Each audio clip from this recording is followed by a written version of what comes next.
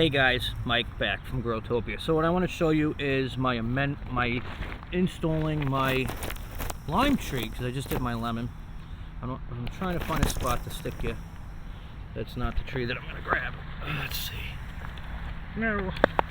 Everybody wants to fall over. I want to show you guys from start to finish in case anybody had any questions on how to do this. Here's a perfect time. So first thing I want to do is remove the mulch that I have on the ground. So I'm going to remove the mulch out of my way. Let me grab my shovel. So I'm going to pull that mulch back so I can get in here. I'm going straight down to the dirt level. Now there's a lot of mulch in here, so you have to keep that in mind when you're doing this. So first we're going to start, once we got the mulch away, now we're going to dig down.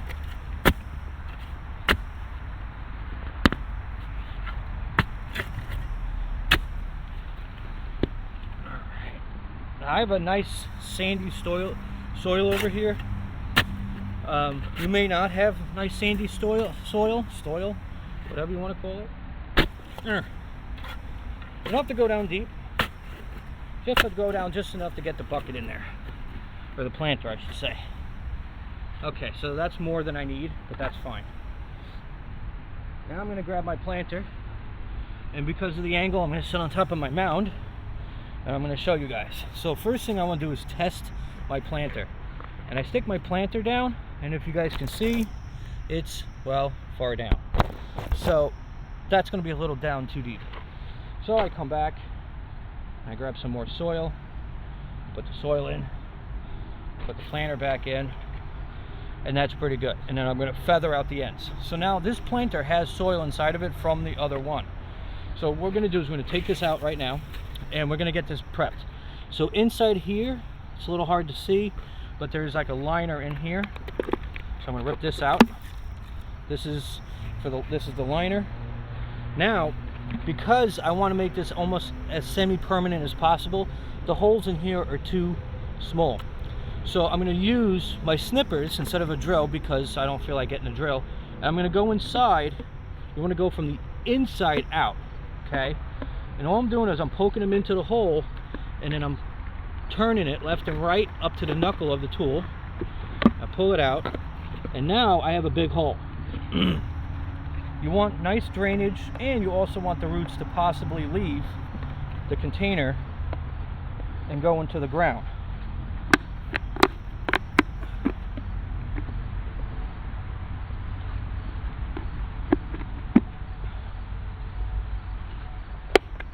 Also be careful you don't have your phalanges in the way. You don't want to stab yourself this early in the morning. Okay, cool. So now I have all my holes resized. The next thing I'm going to do is grab my plant. So our plant of choice is this guy here. Now we just got to clean him up a little bit. We got to get rid of the bag, of course. So go in there. That's the reasoning for the snippers. We don't need this anymore. Get rid of that. We take our tag. We're going to need that. This is a key lime. So now we got a lot of nice soil in here. So we don't want to dump it in here because we already have the whole set to the size we want. So we're just going to carefully tilt the plant. We're going to just squeeze the bottom of this, and we're just literally letting gravity take over, because we don't want to yank on it and damage it. Now that that's out of there, we could actually now take our bucket and put it in the hole. The next stage that you're going to want to do from here, before we even touch the plant, is you want to make sure that your bucket is stable. You don't want to just leave it in a hole like this with anything, because it's going to constantly rock around. So basically, as if you're planting this, that's why I'm calling these semi-permanents, because it's exactly what it is. It's going to be permanent through the season, and it comes out in the winter, so it's semi-permanent. I'm actually going to bury my bucket in here now. So now I'm going to take the soil. And if you get soil inside your bucket, that's fine. It's just less soil you got to put in. What you want to do is you want to make sure, as you're backfilling around your bucket, is that you have it in the position that you want. You want it level and plumb as well, but you also want to make sure that you push down as you're putting it in there, so that the bucket stays put, and it's going to be a constant spot. You're going to constantly keep putting that bucket back in every season, or that planter, I'm sorry. The thing is, though, is as time goes on, this planter is not going to be the permanent planter for this plant. So everything that you're doing right now is definitely semi-permanent. Ow, Jesus, mother, over there. So as we're doing this and we're making sure everything's all nice and level, and we're making sure it's all packed down, we're also making a nice valley. So what we're doing is we're making sure that everything around it, at least a good 2 to 3 feet around it, is pushed back to the level of the bucket. The reason why, I'm going to call it bucket the whole time so everybody can bite me. The reason why is because when it rains, you don't want this to become a swamp. And after the rains that we had a couple weeks ago, last Monday, this is something I don't want to turn into a frickin' pond. So I'm just going to level out the ground, and all it takes is just literally just pushing it all back nice and neat. Okay, cool.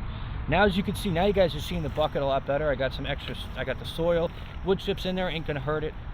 Move my tag so I don't lose it, and I'm gonna smooth out this side as well. So I'm sitting on a pile of mulch, so I don't have to worry about needing mulch. This goes really quick and easy. Okay. So now this is nice in here. So now when I pull the bucket out, it has a nice hole that's all compact, and it sits in there flat. Perfect. Now to the next stage. Now when you grab your plant of choice, you're going to see that on the bottom of these guys, there's going to be a little bit of like almost like a root bounding starting. So what you're going to want to do is, you don't want to have it in the bucket because you're going to need this soil for it. And if you put it inside your bucket, you notice that it's sitting actually up above my planter. I want it to sit below the rim. So what I'm going to end up doing here is I'm going to just carefully pull on the bottom. You might have to, you know, you might rip a little bit here and there, but you're not hurting anything. So I'm just basically, what I'm doing is just going in there with my hand, and I want to loosen up all this soil. Because we got to change the height of this guy, we got to put him down lower. So I'm just carefully pulling on the roots, and I'm just roughing up the bottom to get all the soil to fall out.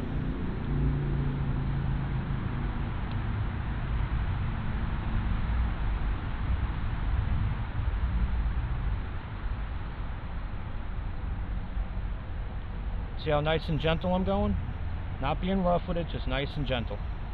So now we have a nice root system and no soil below it. So now, as we go in, we're just going to spread those roots around nice. And as you can see, it's sitting nice below how I want it, making sure it's dead center in my bucket. And now I'm going to backfill around it.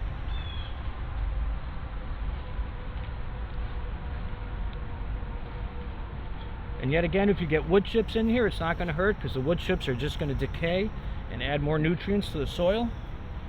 You just want to try to make sure you get all your soil that you have kicking around. It's going to be a little dirty mix with wood chips and everything, but that's fine. It's going to need it.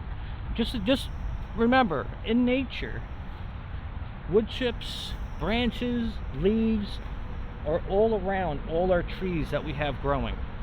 So you just want to make sure it's all nice and straight too when you're doing this. You don't want your plant, because remember, this thing's going to grow at an angle and it's going to be a pain in your tuchus. So now this is nice and deep. I have soil, leftover soil in another bucket. And I'm just going to come in here.